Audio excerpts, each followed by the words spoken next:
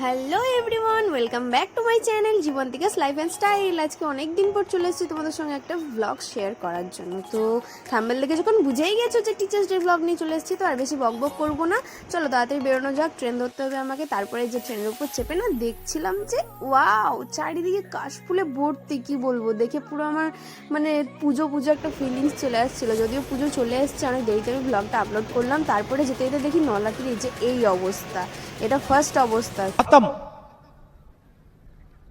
Bye bye ta-ta goodbye गया।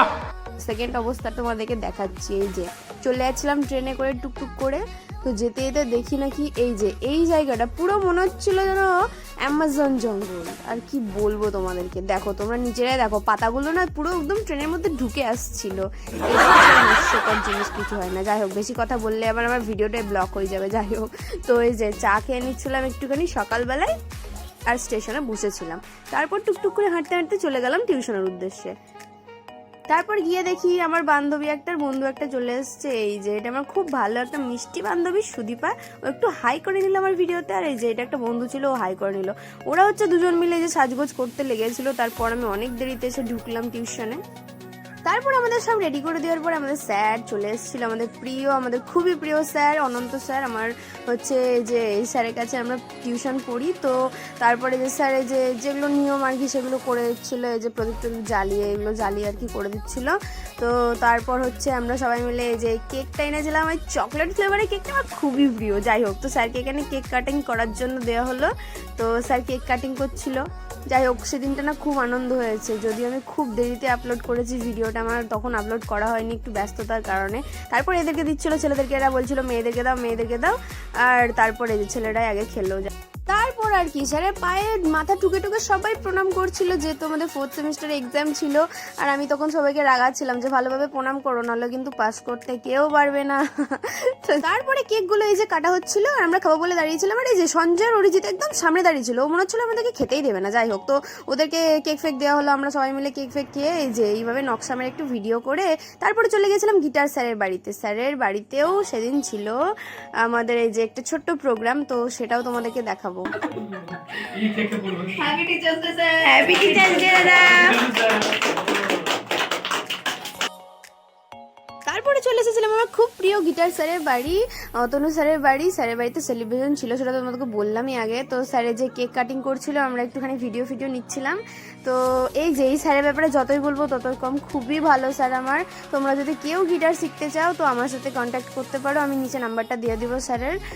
তো যাই হোক, এই যে খুব আনন্দ করেছিলাম সেদিনটা আমরা স্যারের বাড়িতে। আরও এই যে সব দাদা দিদিরা ছিল, সবাই আমার থেকে বড়, আমি যাই হোক ছোটো ওদের থেকে।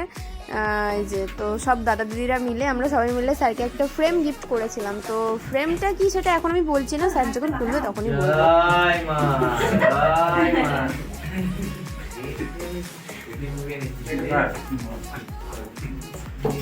তারপর স্যারকে আমরা সবাই মিলে র্যাপারটা খোলার জন্য বললাম। তো স্যারে যে খুলছিল খুব ভালোভাবে সুন্দরভাবে র্যাপারটা। তো এই যে গিফটটা যেটা ছিল সেটা দেখে স্যারের মানে খুবই খুশি হয়েছিল। স্যার খুবই খুশি হয়েছিল, কারণ স্যারকে যেটা আমরা গিফট করেছিলাম সেটার মধ্যে ছিল স্যার আর স্যারের যে গিটারের যে গুরু সেই ওনার ছবি। তো স্যার এটা দেখে খুবই খুশি হয়েছিল, দেখো প্রণামও করে নিচ্ছিল এমনকি ছবিতে, কি বলবো, প্রচণ্ড খুশি হয়েছিল স্যার, ইভেন ইমোশনাল হয়ে গেছিল। তো এই যে স্যার এখানে তারপর একটু ছবি তুলছিল। আর এই যে এটা আমাদের হলো গিটারের ক্লাস, আর এই যে সব দাদা দিদিরা আমরা সবাই মিলে বসেছিলাম। তারপরে এই যে কেকটা টুক করে খেয়ে একটা দাদার গান শুনে নাও। আজি প্রণমি তোমারে চলিব নাথ সংসার কাজে, আজি প্রণমি তোমারে চলিব নাথ সংসার কাজে, তুমি আমার নয়নে নয়ন রেখ, আমার নয়নে নয়ন রেখ অন্তর মাঝে, আজি প্রণমি তোমারে চলিব নাথ সংসার কাজে, হৃদয় দেবতা রয়েছ প্রাণে, মন যেন তাহানে অত জানে, হৃদয় হৃদয় দেবতা রয়েছ প্রাণে, মন যেন তাহানে অত জানে, পাপের চিন্তা মরে যেন দই দুঃসহ লাজে, আজি প্রণমি তোমার। তো এই দাদার গানটা কেমন লাগলো অবশ্যই কিন্তু কমেন্টে জানিও। তো তারপর দেখা হচ্ছে তোমাদের সাথে আবার পুজোর ব্লগ নিয়ে। এই ব্লগটা আপাতত এখানেই শেষ করলাম। তো ভালো থাকো, সুস্থ থাকো সবাই, আমার ব্লগ দেখতে থাকো। বাই।